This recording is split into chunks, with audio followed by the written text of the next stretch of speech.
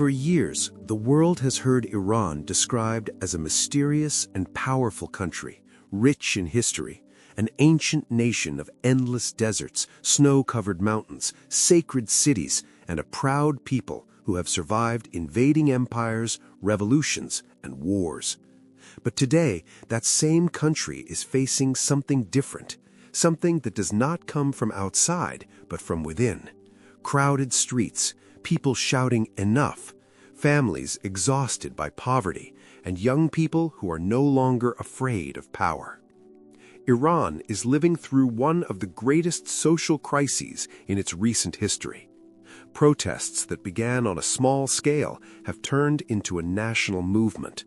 Cities that not long ago seemed calm are now filled with tension, hope, and also fear. Why are people taking to the streets? What is happening in the economy that makes thousands risk their freedom and even their lives to demand change? And what does all of this mean for the future of the country and for the entire Middle East? In this video, we will try to understand together what triggered this wave of protests, how the government is responding, and why the whole world is watching Tehran right now. Get ready, because what is happening in Iran is not just news, it is a human story, complex and painful, and one that could change the destiny of an entire region. Stay until the end, because everything happening now is only the beginning. Let's go deeper. To understand what is happening in Iran today, we first need to look far back into its history. Long before the modern idea of the Middle East even existed, peoples were already living on these lands. The plains, deserts, and mountains we now call Iran were home to some of the oldest civilizations on the planet. The Persian Empire, which emerged more than 2,000 years ago, ruled territories stretching from Egypt to Central Asia. Cities like Persepolis reflected wealth, organization, and a highly advanced culture for their time. From those distant years, the region forged a strong identity. The Persian language, its art, and its worldview survived conquests and changes of power. Even when great empires like the Greek or Arab empires arrived, the Persians preserved their customs, traditions, and symbols. That is why Iran is not just a modern country, it is the heir to a profound legacy, a land where religion, national pride, and historical memory have always walked hand in hand. Understanding these ancient roots helps explain why the Iranian people feel connected to an identity that goes far beyond governments and eras. In the 20th century, Iran remained an important nation in the region, but unlike the ancient world, it was now ruled by a modern monarch, Shah Mohammad Reza Pahlavi. His government pushed rapid changes, industrialization, education, and closer ties with the West. For many observers, Iran appeared to be moving toward the future. However, that progress did not reach everyone. While a small elite lived in increasing luxury, large sectors of the country remained poor. In addition, the Shah ruled in an authoritarian manner, supported by the United States, and used his secret police to repress opposition. Over time, this dissatisfaction opened the door to a broad movement that questioned not only the king, but the entire system. In 1979, that movement exploded. Millions took to the streets, and eventually the Shah was overthrown. What followed marked a historic turning point. The country adopted the Islamic Republic under the leadership of Ayatollah Khomeini. With this revolution, Iran shifted from a secular monarchy with Western ambitions to a religious state governed by norms based on Shiite Islam. That change continues to define Iran's politics and daily life to this day. Since the revolution, Iran has been governed by a system unlike that of almost any other country in the world. Although it has a president, a parliament, and elections, real power lies in the hands of religious leaders known as ayatollahs.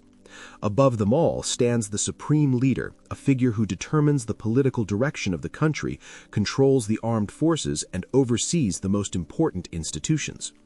This model blends religion and state. Laws are based on interpretations of Shiite Islam, and clerics supervise social, cultural, and legal aspects of life. For many conservative Iranians, this system represents spiritual protection, stability, and resistance against foreign influence.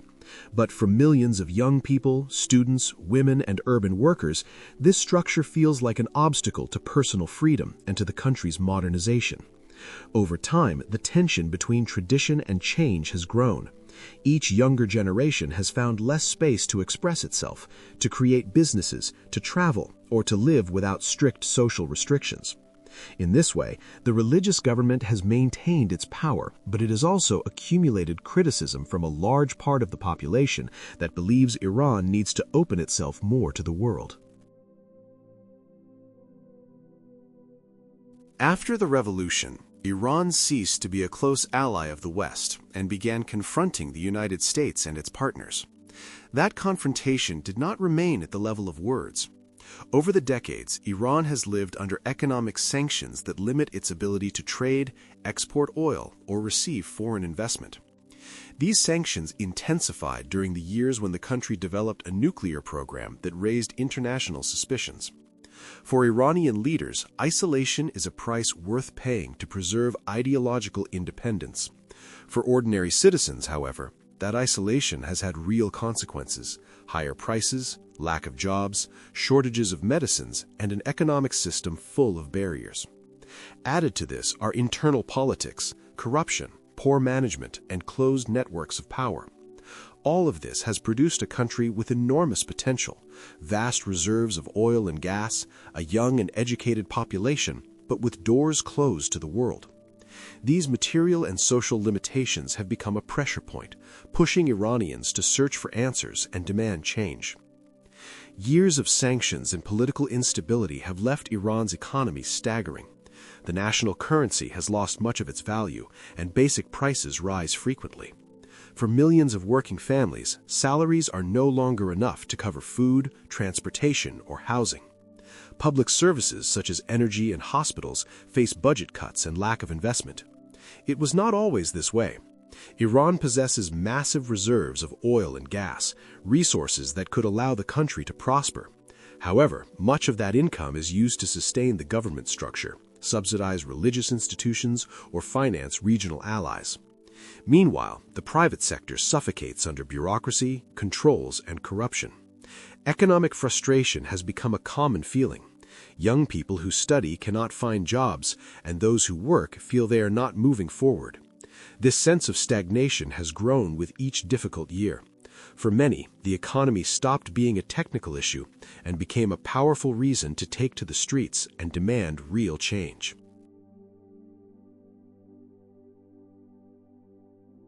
As prices rose and opportunities disappeared, discontent began to show in every corner of the country.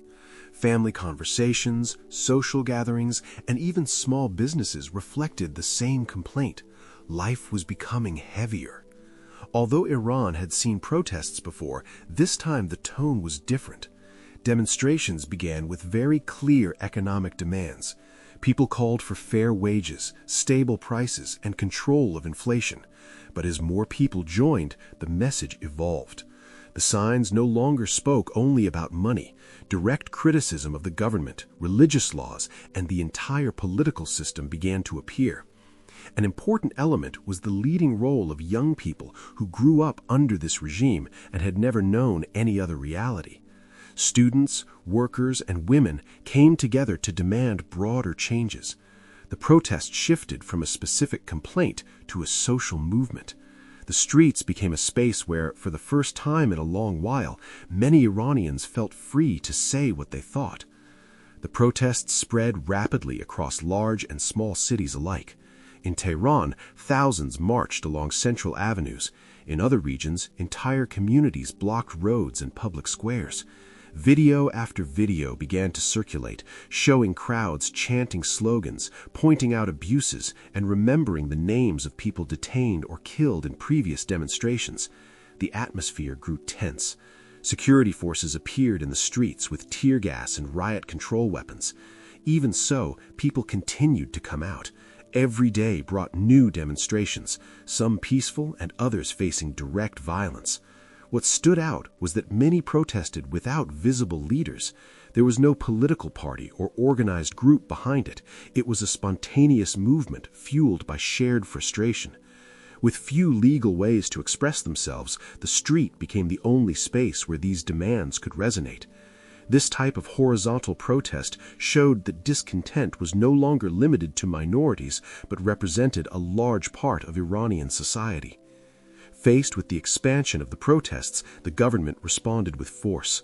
Authorities deployed police, military units, and paramilitary groups that tried to stop the marches. Confrontations, gunfire, and mass arrests were reported. Thousands were taken to detention centers, and many were left without communication.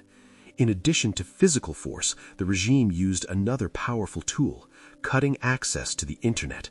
Platforms, networks, and mobile connections stopped working at key moments. The intention was clear: to prevent protesters from organizing and to hide what was happening to the rest of the world. Despite this, testimonies and videos made it out of the country thanks to citizens who managed to upload them when connections were briefly restored. Human rights organizations reported deaths and abuses, and families began publishing the names of missing people. That repression hardened positions. For some, it confirmed that the government was willing to do anything to stay in power, even if it meant silencing its own people by force. As Iran goes through one of its most tense moments in decades, international attention is focused on the country. Governments in Europe and the Americas publicly condemn the violence in the streets and demand respect for human rights. The United States imposes new sanctions on officials linked to the repression, and organizations such as the United Nations call for access to investigate abuses and disappearances. In the Middle East, neighboring countries watch with caution. Saudi Arabia, Israel, and Turkey, regional rivals and competitors, analyze how internal change could alter the balance of power. If the regime weakens, new alliances or disputes could emerge.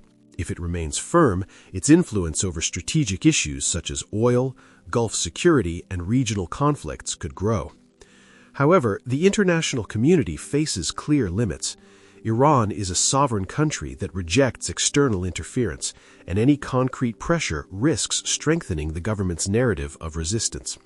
For now, the world watches, issues statements, and imposes sanctions, but the outcome depends mainly on what Iranians themselves decide and sustain in the streets. With the world's eyes on its future and internal pressure growing, Iran now lives at a delicate point of balance. The protests are not just a momentary reaction. They are the result of years of accumulated tension between government and society. Millions of Iranians feel they can no longer wait, while authorities insist on preserving the political model born from the 1979 revolution. In the streets, exhaustion mixes with hope. Part of the population demands deep changes that open doors to new freedoms, a stable economic future, and a more open relationship with the outside world. On the other side, the regime fears that any concession could weaken its authority and open cracks that are difficult to close. The outcome is uncertain. Recent history shows that Iran has survived intense crises without altering its structure. But it is also true that every mobilization leaves a mark, strengthens social networks, creates new voices, and changes how citizens understand their own power. Today, Iran is not just a news topic. It is a society trying to decide who it wants to be. What happens in the coming days, months, or years could shape not only its destiny, but the political balance of the entire Middle East. Understanding what is happening in Iran today is not simple. Behind every march are real people, and behind every decision are years of history that are still unfolding. The images we see carry fear, but also hope and a desire for change. Here we have only touched on part of this story. And if this video helped you understand it a little better, we would love for you to keep traveling with us around the world. If you can, leave a like. It helps more people find this content. And subscribe, because every week we explore a country, a culture, or a conflict worth knowing. always with clear language and no complications. And most importantly, leave us a comment. Knowing what you think helps us improve, choose new topics, and build a curious and respectful community. Thank you for watching this documentary. We'll see you in the next story of the world.